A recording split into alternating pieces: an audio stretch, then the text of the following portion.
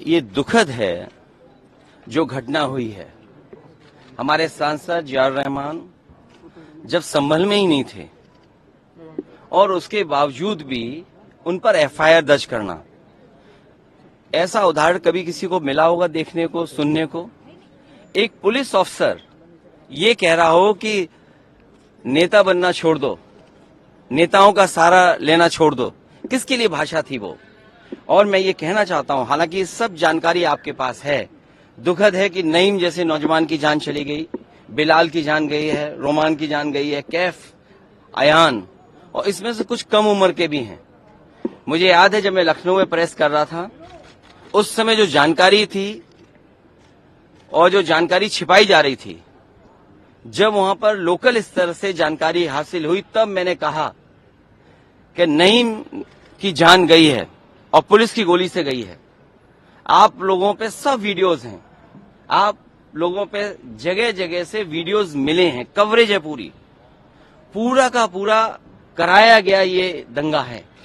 और किसने कराया? सरकार ने कराया, क्योंकि सरकार जो बेईमानी कर रही थी, सरकार जिसने वोट लूटा, सरकार ने जिसने मशीन पर ईवीएम की बटन बार बार पुलिस से दबाई, प्राइवेट ड्रेस में पुलिस लगाई, उस चुनाव में इनकी धांधली, इनकी चोरी न पकड़ी है, इसलिए जानबूझ करके संभल में घटना कराई है। और मैं पढ़ना चाहता हूं, संभल की शाही जामा मस्जिद के खिलाफ 19/11/2024 को सिविल जज चंदौसी संभल में एक याचिका डाली गई। कोर्ट ने दूसरे पक्ष की सुने बगैर उसी दिन 19/11/2024 को सर्वे के आदेश दे दिए। ताज्जुब तो इस बात का है कि ऑर्डर मिलने के बाद ही संभल के जिलाधिकारी, संभल के पुलिस अधीक्षक आदेश को पढ़े बगैर 2 घंटे बाद ही सर्वे के लिए पुलिस बल के साथ शाही जामा मस्जिद पहुंच गए। जामा मस्जिद की कमेटी, जनप्रतिनिधि, उलेमा इकराम, सभी अधिवक्ताओं ने सहयोग दिया। जिस समय पहली बार सर्वे हुआ है और कोर्ट के आदेश के बाद पूरा का पूरा सहयोग, जो भी वहां जिम्मेदार लोग थे, जो भी जिम्मेदार वहां पर मौके पे थे, सबने सहयोग किया। जिलाधिकारी संभल और पुलिस अधीक्षक संभल ने 2.5 घंटे सर्वे के बाद कहा, अब सर्वे पूरा हो चुका है और अब रिपोर्ट कोर्ट को भेज दी जाएगी। दिनांक 22/11/2024 फ्राइडे को जुमे की नमाज के लिए लोग नमाज अदा करने के लिए जामा मस्जिद पहुंचे, लेकिन पुलिस प्रशासन ने बैरिकेडिंग लगा दी ताकि लोग नमाज न पढ़ सकें।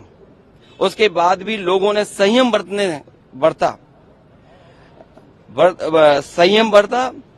नमाज अदा की और किसी प्रकार का विरोध प्रदर्शन नहीं हुआ, किसी तरह की विरोध नहीं हुआ। 29 तारीख को कोर्ट की अगली तारीख तय थी।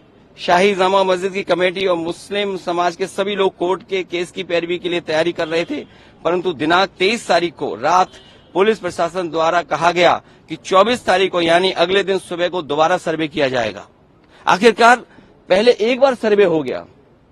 ये आदेश पुलिस प्रशासन को किसने दिया कि दोबारा सर्वे आपका होगा, जब पहले सर्वे में सब लोगों ने सहयोग मदद की, पूरा सर्वे हुआ, किसी को आपत्ति नहीं थी सर्वे पर, लेकिन जानबूझ करके आगे शाही जामा मस्जिद की कमेटी और अधिवक्ता ने कहा कि एक सर्वे तो मुकम्मल हो चुका है, अब दूसरे सर्वे की क्या आवश्यकता है। कोर्ट के आदेश का हमने पालन कर दिया, अगर दूसरा सर्वे करना है तो दोबारा आदेश करवाएं, कोर्ट के आदेश के बाद हम दोबारा सर्वे करा देंगे। लेकिन जिलाधिकारी संभल और पुलिस अधीक्षक संभल ने कोई सुनवाई नहीं की और तानाशाही दिखाते हुए और सुबह के वक्त से पहले शाही जामा मस्जिद आ गए। शाही जामा मस्जिद कमेटी और मुस्लिम समाज के लोगों ने फिर भी धैर्य रखा और दोबारा सर्वे के लिए अंदर ले गए। सर्वे के दौरान करीब 1.5 घंटा बाद जब जनता को सूचना मिली तो वो इकट्ठा होना शुरू हो गए। लोगों ने सर्वे का कारण जानना चाहा तो सर्कल ऑफिसर ने उनके साथ गाली गलौज की और लाठीचार्ज करवा दिया, बुरी तरह से जख्मी कर दिया। इसका विरोध करते हुए चंद लोगों ने पत्थर चलाए, जिसके बदले में पुलिस, सिपाही से लेकर अधिकारी तक ने अपने सरकारी और प्राइवेट हथियारों से गोलियां चलाई, जिसकी वीडियो रिकॉर्डिंग है, जिसके एवज में दर्जन लोग गोलियों से घायल हो गए। 5 मासूमों जो कि अपने घर से सामान लेने के लिए निकले थे, उनकी मृत्यु हो गई। संभल का माहौल बिगाड़ने में याचिका दायर करने वाले लोगों के साथ पुलिस और प्रशासन के लोग जिम्मेदार हैं। इनको निलंबित किया जाना चाहिए और हत्या का मुकदमा चलाया जाना चाहिए, जिससे कि लोगों को इंसाफ मिल सके और आने वाले समय में कोई इस प्रकार के संविधान के खिलाफ गैर कानूनी घटना को अंजाम न दे जा सके। और बीजेपी के लोग ये कह रहे हैं कि संभल को बांग्लादेश बनाना चाह रहे हैं। देखिए, अगर आप बीजेपी की बात मानोगे तो गड्ढे में गिरोगे, जाके बीजेपी की बात मानोगे तो खाई में गिरोगे। बीजेपी वालों से पूछिए, क्या चुनाव कराया था आपने उत्तर प्रदेश में? कोई ऐसा मुसलमान भाई नहीं था जिसको इन्होंने रोका ना हो। लाठी से, बंदूकों से गाली गलौज की इन्होंने। हम लोग लगातार कहते रहे और फिर बीजेपी के पास जवाब क्या? जब चुनाव आयोग को शिकायत की गई तो चुनाव आयोग ने खाना पूर्ति कर करके कुछ अधिकारियों के खिलाफ कार्रवाई की। क्या ये बता सकते हैं क्यों कार्रवाई हुई थी उनके ऊपर? क्या वोट रोकने का अधिकार था? क्योंकि वोट लूटने पे चर्चा न हो। ये लोग लूटने वाले लोग हैं, इनके लिए लोग कोई मायने नहीं रखते, लोग मायने नहीं रखते। इन्होंने तंत्र से समर्थन लिया और तंत्र से ही अन्याय कर रहे हैं। उनका सीधा साधा फार्मूला है, पहले वो अन्याय करते हैं, अगर आप अन्याय का विरोध करोगे तो आप उन्हीं के अधिकारी आपके खिलाफ तमाम मुकदमे दर्ज करा देंगे। क्या जियाउल इस्लाम वहां थे? हमारे विधायक वहां थे और सांसद थे क्या वहां? जियाउर रहमान, कोई बता दे।